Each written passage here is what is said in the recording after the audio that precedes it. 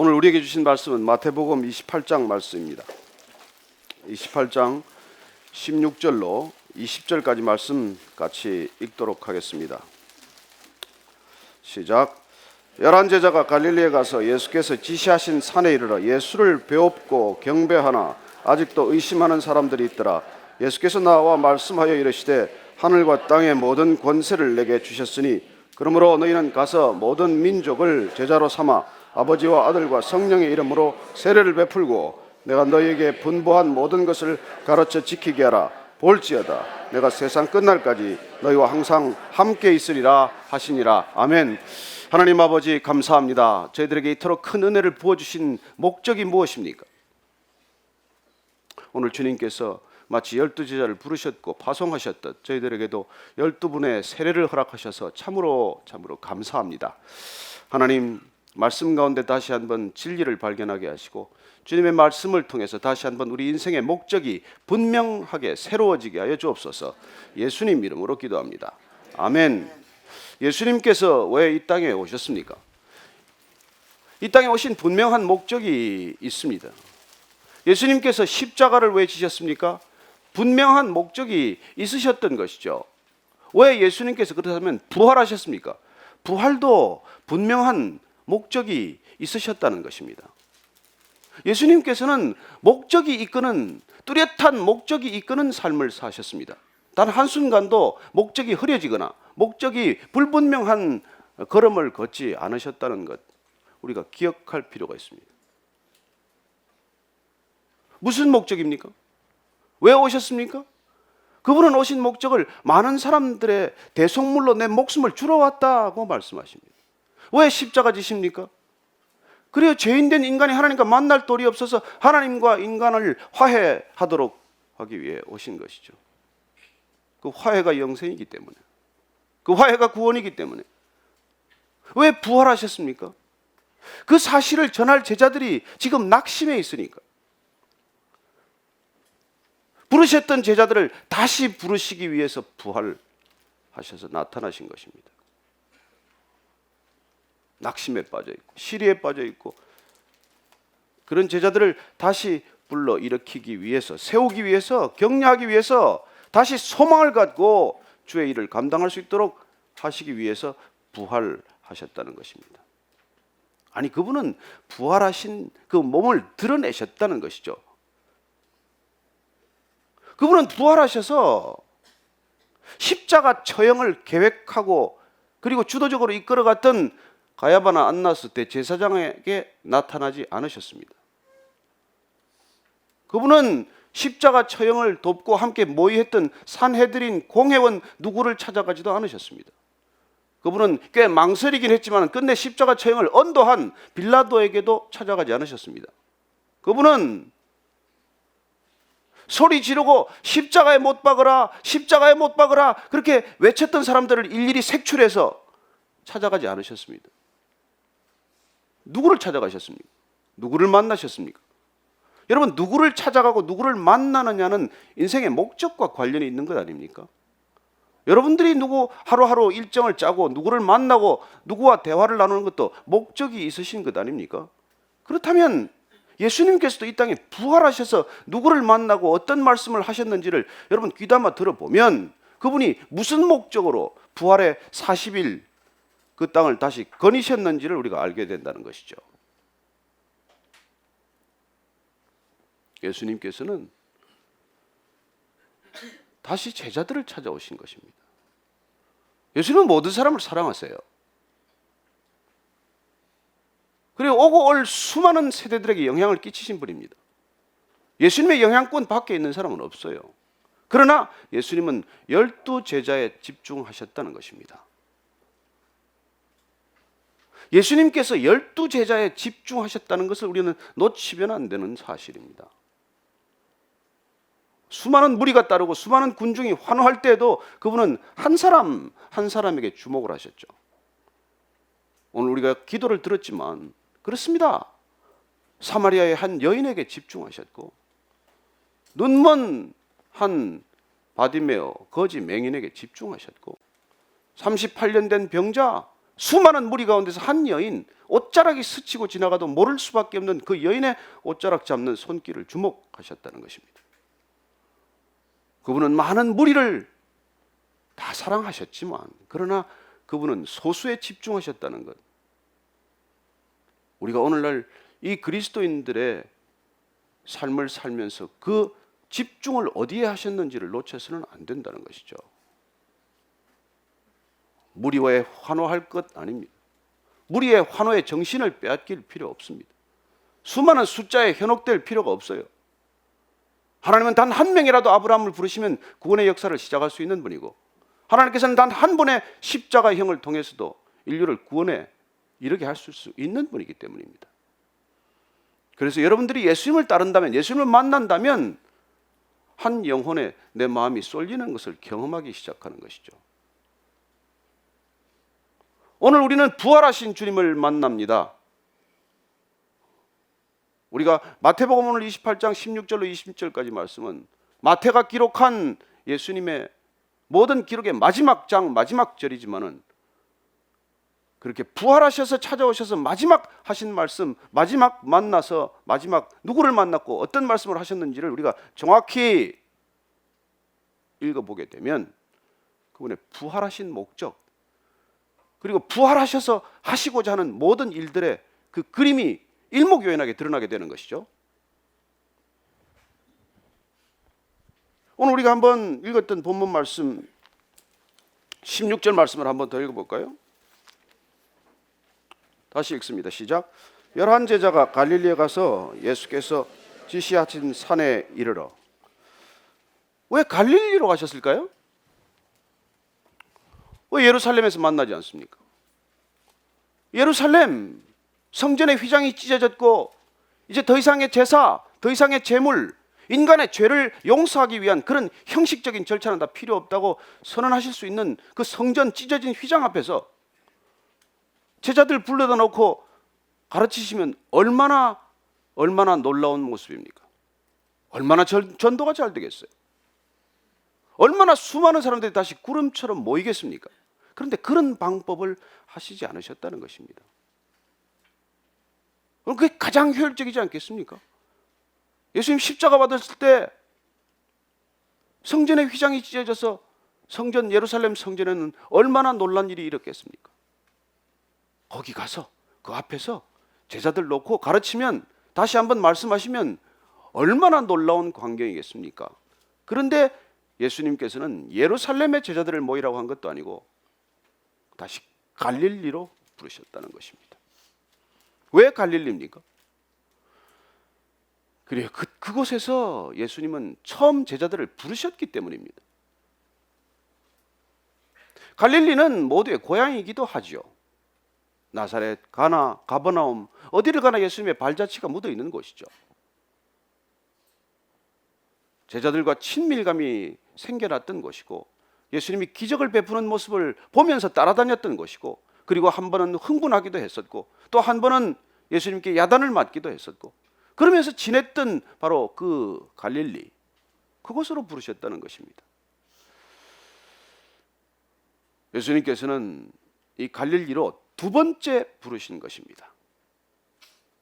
첫 번째 불러서 따라왔던 제자들, 그 제자들이 끝까지 예수님을 따르지 못한 채 뿔뿔이 흩어지고, 그리고 두려워하고, 그리고 여전히 의심하고 있는 그 제자들, 그 제자들을 갈릴리로 부르셨다는 것이죠. 저는 예수님께서 우리가 첫 사랑을 나누었던 곳에 다시 찾아오신다고 믿습니다. 저는 이 부활절에 여러분들이 주님을 다시 그리워한다면, 내가 처음 주님을 만났던 곳, 주님이 처음 나를 만나주셨던 곳, 그곳으로 돌아가는 내 영혼의 영적 갈릴리를 다시 한번 떠올리게 되시기를 바랍니다. 그 자리에 주님은 또 찾아오실 것입니다. 왜 11명입니까? 12명으로 시작했는데 왜 11명입니까? 가룟 유다는 어디 갔습니까? 이미 이 세상 사람이 아니에요. 여러분, 부름받아서 다 따라간다고 다 구원받는 것 아니라는 거예요.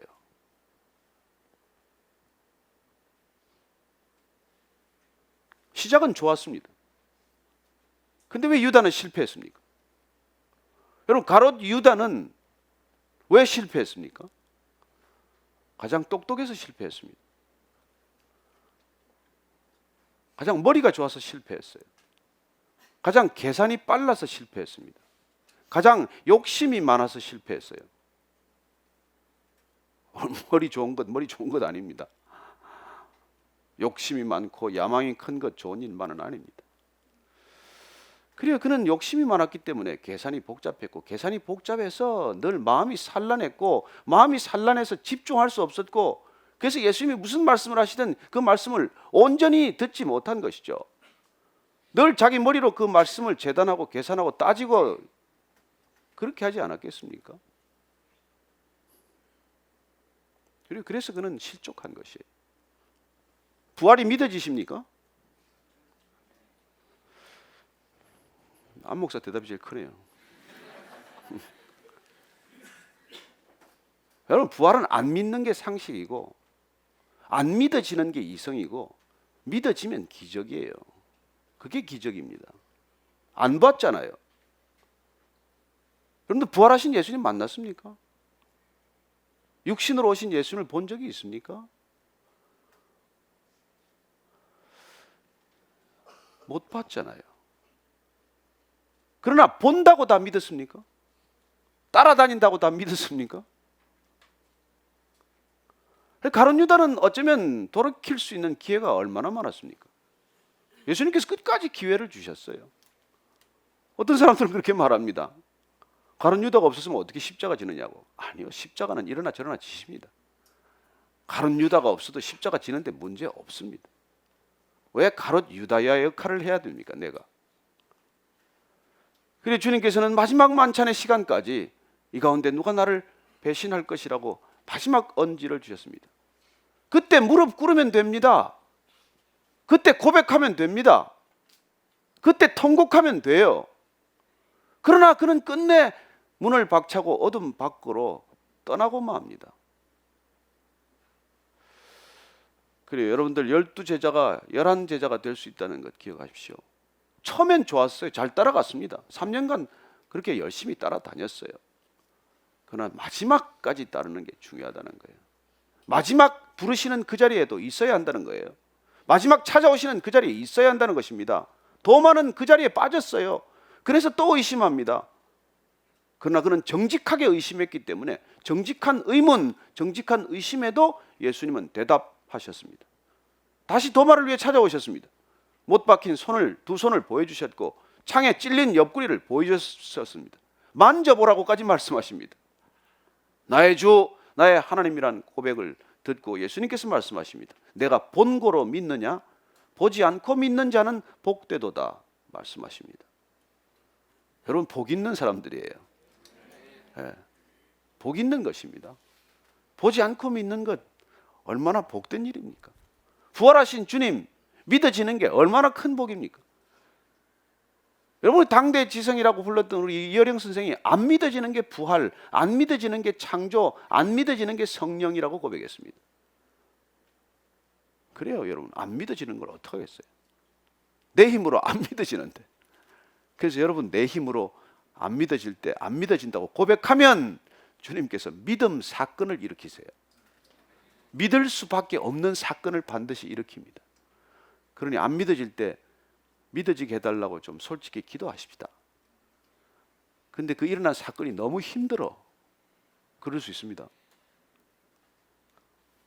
그래도 안 믿는 것보다 낫지 않습니까? 어떤 우리에게 고난이 온다고 할지라도, 어떤 어려움이 온다고 할지라도 예수님을 부인하고 예수님을 거절하고 예수님을 안 믿다가 영원한 생명을 놓치는 것보다는 낫지 않습니까? 그래서 고난은 축복이라는 것이죠. 그래서 고난은 우리에게 유익이라고 말씀하는 것이죠. 그 고난이 믿음 사건이 될 수만 있다면, 그 고난이 우리에게 더 큰 믿음을 부어줄 수만 있다면, 그 고난이 예수님을 더 깊이 사랑하는 계기만 된다면 우리는 그 고난을 무서워할 것도 없고 두려워할 것도 없고 피할 이유도 없는 것이죠.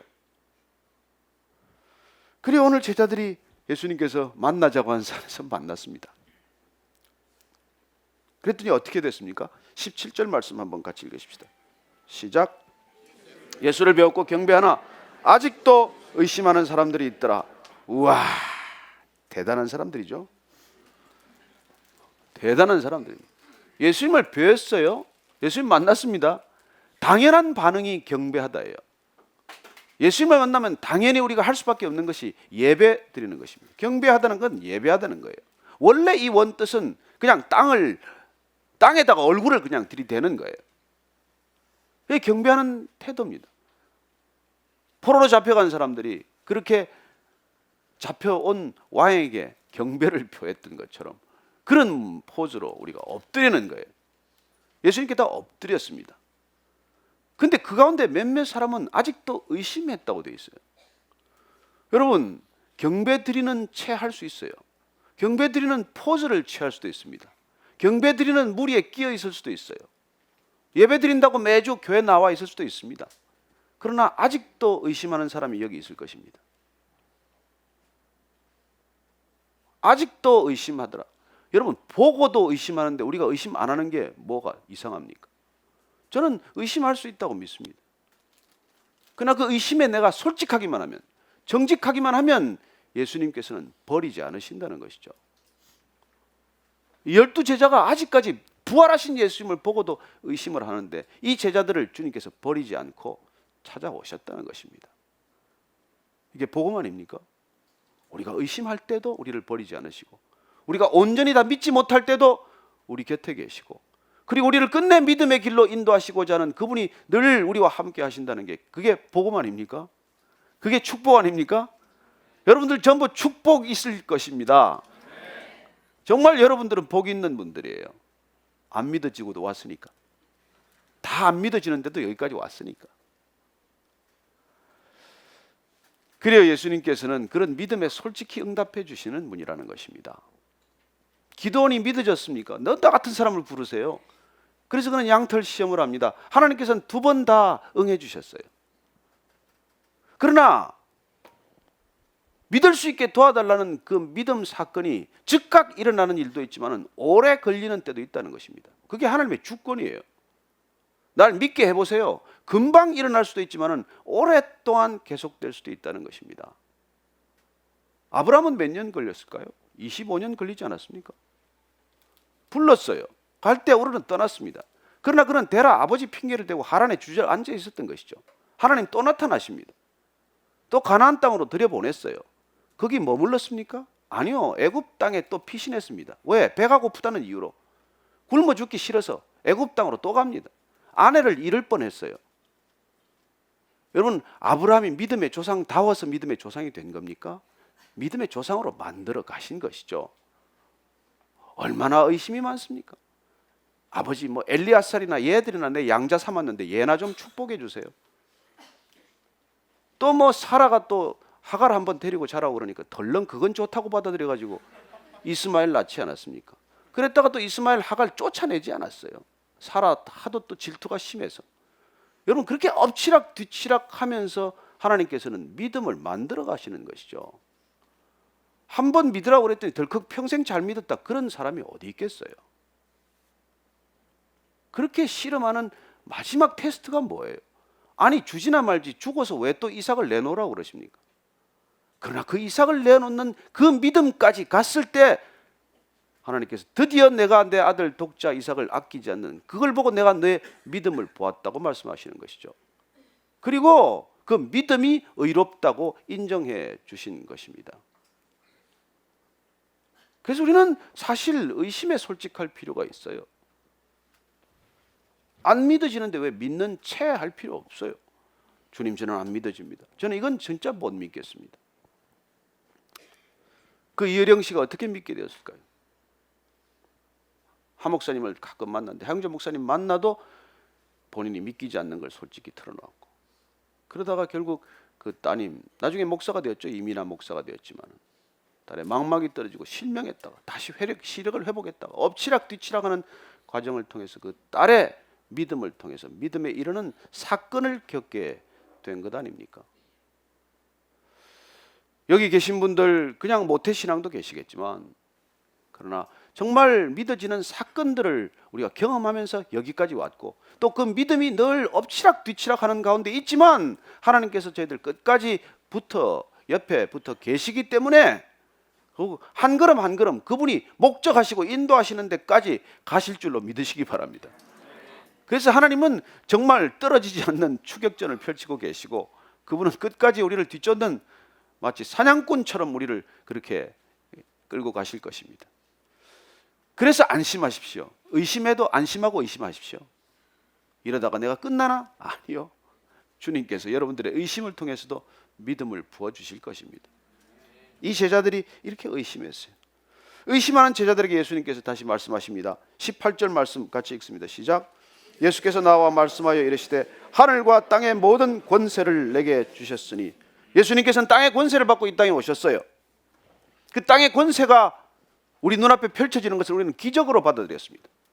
가나의 혼인잔치 때 물이 포도주가 되는 것을 기적이라고 불렀고, 풍랑이 이는 그 풍랑과 바람을 잠잠케 하는 것을 우리는 기적이라고 불렀고, 그리고 맹인의 눈을 뜨게 하는 것, 38년 된 병자를 일어나 걷게 하는 것 다 기적이라고 불렀습니다. 아니요, 그분은 땅의 권세를 그냥 행하셨을 뿐이에요. 부활하셔서 다시 말씀하십니다. 이제는 내가 땅의 권세뿐만 아니라 하늘의 권세, 우리가 하나도 보이지 않는, 우리 눈으로는 전혀 볼 수 없는 그 하늘의 권세도 갖고 계신다는 것입니다. 이 선언을 믿는 게 믿음이에요. 예수님께서 하늘과 땅의 모든 권세를 가지고 계신 분이다. 아멘. 그래서 제가 기도할 수 있게 된 것입니다. 그래서 우리가 기도의 자리에 안심하고 나아가는 것입니다. 보이는 일만 가지고 기도를 우리가 하지 않습니다.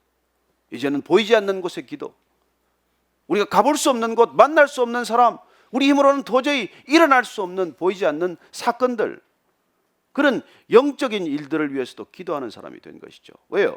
그분이 땅과 하늘의 권세 모두를 다 가졌다고 말씀해 주시니까, 그걸 알려주시니까. 그리고 복음이란 무엇입니까? 그분이 모든 권세를 가진 분이라고 우리가 믿고 그분께 우리의 믿음을 드리는 것이죠. 날마다 그 기도의 자리에서 때로는 들으시니 안 들으시는지도 모르겠고, 때로는 이 기도가 언제 응답될지도 모르겠지만, 그러나 하나님께서 주권을 가지고 계시고 그분 원하시는 때에 원하시는 방법으로 반드시 이 기도를 들으실 것이다, 들어 응답하실 것이다. 그런 믿음이 날로 자라나게 되기를 축복합니다. 내가 원하는 방식, 내가 원하는 때, 내가 원하는 만큼 이루어지기 위해서 바알 신앙으로 달려가지 않게 되기를 바랍니다. 그 신을 쥐고 흔들어서 내 뜻대로 내가 원하는 방식대로 조종하고자 하는 것, 내가 헌금하고 헌물하고 내가 헌신해서 그 신을 달래서 내가 원하는 모든 것을 얻어내고자 하는 바알 신앙으로는 결코 하나님을 만날 수 없습니다. 그런 기도는 이루어지는 것은 축복이 아니라 때로 저주가 될 것입니다. 우리가 아버지의 뜻 안에서 아버지의 뜻을 따라 그리고 담대하게 구하게 되는 것은 무엇이든지 구하라, 그리하면 이루리라 약속하시지 않습니까? 권세를 다 주셨다는 거예요. 그래서 오늘 예수님께서는 의심하는 제자들에게, 그 제자들 다시 내가 하늘과 땅의 모든 권세를 가졌다, 그리고 내가 너희들 다시 부른다, 너희들을 처음 불렀던 자리에서 다시 부르노니, 이 두 번째 부르심은 소명을 주는 자리가 되었다는 것입니다. 왜 부활하셨습니까? 이 소명을 위해서. 왜 부활하셔서 다른 사람 안 만나고 제자들 만나십니까? 처음 부르셨던 그 제자들을 다시 부르셔서 소명의 자리로 삼기 위해서죠. 어떤 소명입니까? 19절 20절 말씀 같이 큰 목소리로 읽습니다. 시작. 그러므로 너희는 가서 모든 족속을 제자로 삼아 아버지와 아들과 성령의 이름으로 세례를 주고 내가 너희에게 분부한 모든 것을 가르쳐 지키게 하라. 볼지어다 내가 세상 끝날까지 너희와 항상 함께 있으리라 하시니라. 아멘. 아멘. 그리고 예수님께서 12제자, 이제 11제자가 되고 말았습니다. 몇몇 제자는 의심한다고 기록해 있습니다. 너는 의심하지, 지적하지 않으셨습니다. 다만 그 의심에도 예수님께서는 선포하십니다. 내가 하늘과 땅의 모든 권세를 받고 이제 온 거야. 그러니 나를 믿고 나와 함께 걷지 않겠니? 그 말씀을 하시기 위해 오신 것이죠. 그리고 우리에게 다시 명령하십니다. 가라! 고! 이제 가라는 것입니다.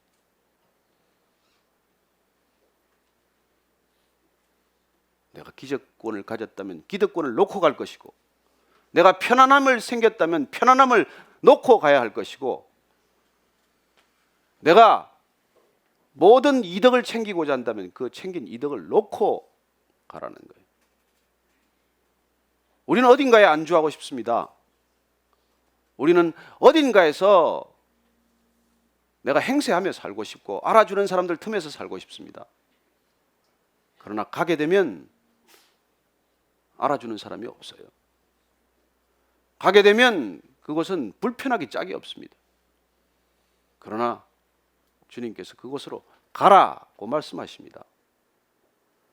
그리고 그분은 오라고 우리를 부르셨고, come, 우리를 부르셔서 follow me, 우리를 따르게 하셔서 그분이 원하시는 곳으로 go, 보내기 위해서 우리를 그동안 함께 말씀하시고 함께 지내신 것이죠. 3년간 왜 지내셨습니까? 그분의 가르치시는 방법은 무엇입니까? 말씀하시고 그리고 같이 여행하시고 같이 다니신 것입니다. 제가 고든 코넬 신학교에 있을 때 그때 우리 그 로버트 콜맨 교수라고 계셨어요. 나이가 엄청 많으신 분이시죠. 근데 그분은 뭐 신청해도 소용없어요. 수강 신청해도 12명 본인이 골라서 부르십니다. 12명만 딱 받으세요, 한 학기에. 근데 저는 신청도 안 했는데 연락이 왔어요, 한번. 그래서 아마 그 외국계 학생을 하나 고르다가 고르신 모양이에요. 그래서 방에 갔는데 방에 딱 들어갔더니 뒤에 벽에 그림이 있는데 성경이 펼쳐져 있고 그 위에 해골이 하나 그려져 있어요. 그림을 보는 순간 약간 언짢은 그림이에요. 성경 위에다가 해골을 그려놨어요. 그리고 이제 앉으셔서 그림을 이렇게 물었더니 설명을 해주시는 겁니다. 성경을 읽기만 하면, 성경을 연구하기만 하면, 성경을 가르치기만 하면, 성경을 설교하기만 하면 죽을 수 있다는 거예요. 그 해골을 그린 목적이에요. 말씀대로 살지 않으면 누구건 그럴 수 있다는 거예요. 그 한 학기 동안 시작이 됐습니다. 아침 일찍 시작을 해요. 뭐 정상적인 강의실에도 안 부르고 어디 조그만 방을 따로 하나 이렇게 만들어 놓고 거기로 이제 부르십니다. 가서 이제 뭐 주로 얘기하는데 뭐 신앙 간증부터 시작이 돼야 돼요. 다 이제 간증부터 다 들으십니다. 얘기하고 그런 것이죠. 근데 그분이 특별히 집요하게 계속해서 물으시는 게, 제가 이제 온누리교회 다니다가 집사 시절에 이렇게 왔다는 걸 알고 어떻게 오게 되었냐, 그리고 한 목사님이 도대체 어떤 분이냐, 어떻게 그 대형 교회를 인도하는 목사님이 소그룹을 인도할 수 있냐, 어떻게 당신 같은 한 사람을 그렇게 이렇게 케어할 수 있냐, 이걸 계속 물으시는 거예요. 그리고는 그분이 그 얘기를 기회가 있을 때마다 그 얘기를 하시는 거예요. 교회의 진정한 목적. 그리고 어느 날 그분이 또 느닷없이 연락이 왔어요. 같이 여행을 가자는 거예요. 워싱턴에 갈 일이 있는데 여행을 가자고 둘이를 데리고 떠났어요. 미국 사람하고 저하고 학생하고. 그래서 방을 가더니 하나만 예약을 해가지고는 투인에 들어가서 본인은 침대 하나 쓰고 우리 둘이 한 침대를 쓰라는 거예요. 아니 제가 왜 미국 남자와 같이 자야 됩니까? 근데 뭐 엑스트라 베드도 안 넣어주고 그냥 자라는 거예요. 잘 때가 됐는데 침대 옆에 무릎 꿇고 기도를 시작하는데 10분이 지나도 안 일어나고 20분이 지나도 안 일어나고 30분이 지나도 안 일어나고 45분쯤 됐을 때 그거 어떻게 하겠어요? 우리도 할 수 없이 그러고 있어야 되잖아요. 아니 선생님이 교수님이 안 주무시는데. 예, 그래서 그분이 뭘 가르치고자 하는 걸 저는 배웠습니다. 그리고 그분의 관심은 오직 복음, 전도, 선교, 그거밖에 없어요. 그걸 위해서 왜 소그룹이어야 하는가? 왜 소수에 집중해야 하는가? 왜 소수를 주님은 부르셨는가? 그걸 한 학기 동안 끊임없이 얘기하신 거예요. 왜 우리가 통독반을 소그룹으로 쪼갭니까? 왜 교회마다 소그룹 작은 이렇게 모임들을 그렇게 자꾸 만들고자 합니까? 정말 말씀에 사로잡힌 소수의 무리만이 세상을 변화시키기 때문이죠. 저는 여러분들이 정말 말씀에 붙들려서 말씀대로 살기 때문에 말씀을 알지만 죽어가는 바리새인들 되지 않게 되기를 축복합니다. 말씀을 읽고 말씀을 듣고 말씀을 연구하고 말씀을 묵상하고 말씀을 가르치고 말씀을 끝없이 설교한 제사장이나 율법 학자들이나 바리새인들이 되지 않게 되기를 축원합니다. 저 같은 사람이 제일 위험한 사람이죠. 여러분들이 하루 종일 뭐 성경 연구하실 일이 뭐 있겠어요? 이런 분이 위험하신 분이죠. 여기도 있네. 저는 우리 모두가 정말 성경을 알지만 죽어가는 어리석은 백성 되지 않게 되기를 바랍니다. 부활하신 주님, 오늘 그 주님께서 말씀하십니다. 가라! 너희는 가서 왜요? 모든 족속으로 제자를 삼으라. 아니요, 모든 인류를 다 구원하라는 게 아닙니다. 누구든 주님이 보내주신 사람이면 가리지 말고 내 코드에 맞는 사람 찾지 말고 가르치라는 거예요. 몇 명입니까? 12명 사이즈예요. 저는 여러분들이 예수님과 함께 12명에 대한 꿈을 갖게 되기를 바랍니다. 그러면 여러분은 2명 배신할 거예요. 예수님은 1명 배신했지만 많이 당하면 3명쯤 당할걸요? 그래도 그 일을 하라는 거예요. 그게 주님께서 부활하셔서 이 땅에 남은 제자들을 일으켜 세우셔서 온 인류를 구원하는 방법이 그런 방법이라는 거예요. 어리석기 짝이 없어 보이는 그런 방법, 무능하기 짝이 없어 보이는 그런 사람들, 좀 번듯한 사람들 데리고 하시지. 그런 사람들 데리고 예수님께서 놀랍게도 이 인류 구원의 길을 시작하셨다는 것입니다. 부활하신 목적은 그렇게 넘어질 수밖에 없는 우리, 연약한 우리, 낙심하고 좌절하고 절망할 수밖에 없는 우리를 다시 불러 일으켜 세우셔서 가라! 안심하고 가라. 그냥 가라고 하지 않습니다. 가서 뭐 하라는 거예요? 가서 세례 주라는 거예요. 세례. 아버지와 아들과 성령 이름으로 세례를 주라. 그리고 가르쳐라. 내가 내게 말한 것들, 이 모든 말씀을 가르치라는 거예요. 말씀을 가르치라. 그리고 그 말씀대로 살도록 도와주라는 것입니다. 혼자 가라는 겁니까? 아니요. 볼지어다 세상 끝날까지 내가 너희와 항상 함께 할 것이다. 위대한 약속 아닙니까? 이걸 우리는 last commandment, great commandment, the greatest commandment 그렇게 말합니다. 인간에게 주어진 위임 명령, 가장 위대한 명령, 지상 명령, 이 명령을 주님께서는 우리에게 주셨다는 것입니다. 왜요? 우리 없으면 일이 안 될 것처럼 맡기신 이유가 무엇입니까? 내가 할 거니까. 주님이 직접 하실 것이니까. 너희는 그냥 따르기만 하라는 거예요. 보기만 하라는 것입니다. 순종하라는 거예요. 여러분, 순종하는 만큼 갈 것입니다. 여러분, 그분이 친히 하십니다. 전도 우리가 안 됩니다. 선교 우리가 못합니다. 볼지어다 세상 끝날까지 내가 너희와 항상 함께 하리라 약속하신 그분이 친히 하십니다. 그분이 하시는 일에 우리는 목격자가 될 것입니다. 제가 이런 교회를 어떻게 보겠습니까? 어떻게 이렇게 많은 사람들이 세례를 받습니까? 제가 설교를 잘했습니까? 제가 뭐 목회를 잘했습니까? 제가 찬양을 잘합니까? 뭐 하는 게 있어야죠. 저는 주님이 불러서 그냥 따라간 것뿐이에요.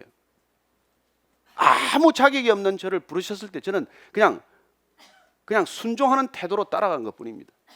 세상은 이걸 이렇게 말합니다. 태도가 고도를 결정한다. 그리고 믿음 없는 사람들이 알아듣도록 하는 표현이겠죠. Attitude decides altitude. 알아듣는 분도 있고 못 알아듣는 분도 있고. 그 태도란 뭐예요? 태도가 무슨 인생의 고도를 결정합니까? 그 태도에 따라서 여러분들이 갈 수 없는 곳까지 이르게 될 것이고 그 태도 때문에 당연히 갈 수 있는 곳도 못 가고 인생을 마칠 수 있다는 것입니다.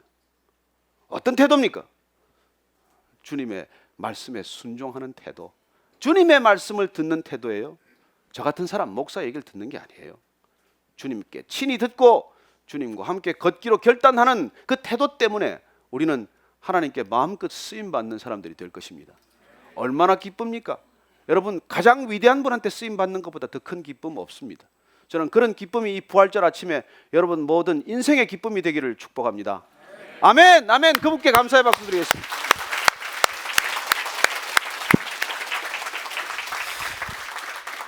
하나님 아버지 참으로 감사합니다. 마태가 마태복음을 기록한 첫 장에서부터 그분은 임마누엘 하나님이라고 말씀하셨고 하나님이 너희와 항상 함께 계신다는 그 이름, 그 별명을 지니고 오신 우리 예수 그리스도를 통해서 다시 한번 우리 생애 가운데 놀라운 믿음의 행진이 이어지게 하신 것을 감사합니다. 주님, 일평생 나와 함께하는 주님과 함께 동행하는 놀라운 생애가 펼쳐지게 하여 주옵소서. 오늘 세례받은 12분을 비롯해서 우리 모두가 주님이 걸어가는 길 담대히 따라갈 때 너희들은 세상에서는 환난을 만나지만은 담대하라, 내가 세상을 이겼노라, 이미 이겼노라 선포하신 주님과 함께 넉넉히 이긴 삶의 승자의 미소를 지니고 살아가는 저희들 되게 하여 주옵소서. 예수님 이름으로 기도합니다. 아멘.